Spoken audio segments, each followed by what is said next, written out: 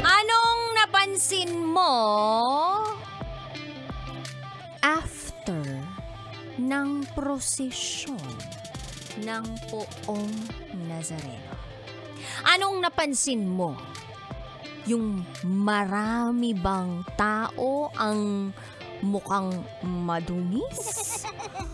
Or napansin mo ba na sobrang daming kalat? Yan.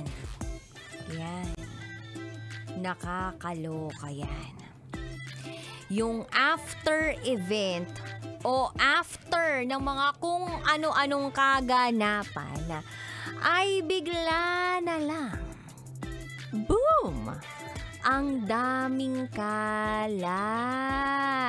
Oo, kabisyo, ang daming kalat. Sabi pa man din, deboto, pero boom, nagkalat.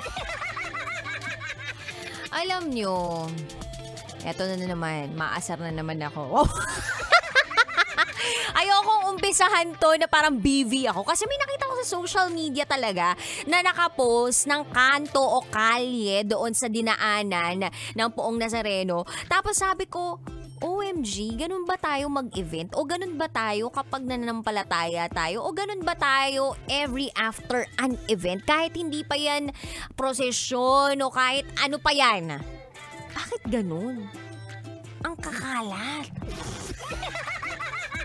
Hindi ba pwedeng kapag gumagawa tayo ng isang bagay o di kaya naman kapag may sinasalihan tayo o kapag uma-attend tayo ng isang event, kung ano man yung basura natin, cargo natin.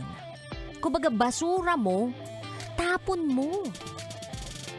Yan tayo, walang disiplina eh. Year 2024 na po. Sana naman, matuto po tayong maging malinis. Hindi lang sa kokote, hindi lang sa isip, kundi sa gawain. So, ligpit-ligpit lang din ng mga kalat pag may time. Parang sa hapagkainan lang yan. 'Di ba? Kapag ikaw nasa opisina, kumain ka, iligpit mo yung pinagkainan mo. Hindi yung ang ine-expect mong magliligpit ng pinagkainan mo, yung katrabaho mo. Ano yun? Sa laula lang ang peg? So, maging responsable tayo sa mga kalat natin. Kalat mo, linisin mo. Naalala ko dati, pinapractice namin sa St. Paul, Manila, yung Claygo.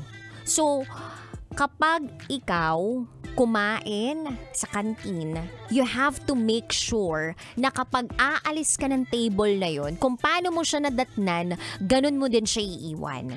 So kung malinis siya pagdating mo, dapat malinis din yon. So you have to put all the utensils dun sa lalagyan, tamang lagayan, yung mga biodegradable nakalagay doon, yung mga hindi na mapapakinabangan, yung mga ulam na tira-tira o kaya naman yung mga disposables nakalagay sa kung saan mang tamang lugar na tapunan.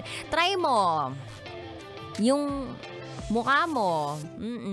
Doon mo itapon yung mga kalat mo kasi mukhang basura. Charot! Charot!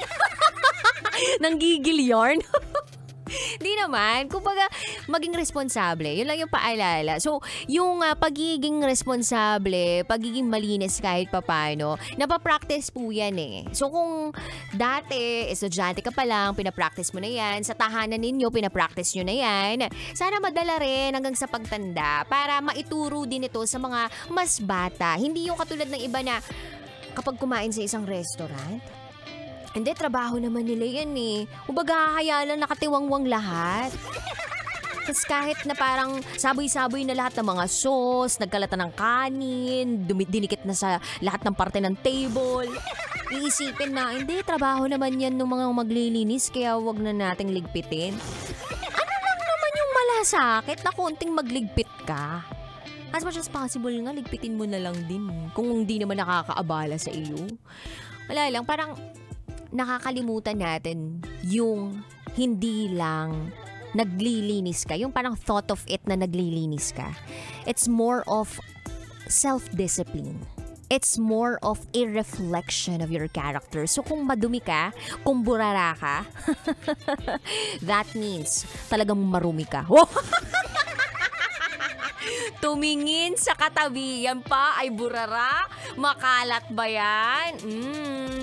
Sabi nila pag makalat daw yung desk o makalat daw yung tao, ibig sabihin daw niyan, masyadong creative. Pero wag po yung gamiting excuse para maging makalat o maging madumi dahil yung pagiging madumi, hindi po yan nakakalinis at nakakaganda. Alright. Anyway, 3 to 5 p.m. tayo magkakasama ngayong araw na ito. At sywa kapiling ang babaeng naniniwalang hindi ba ako palaging may pira. At least palagi naman akong maganda. This is me, the one and only DJ Rocketera.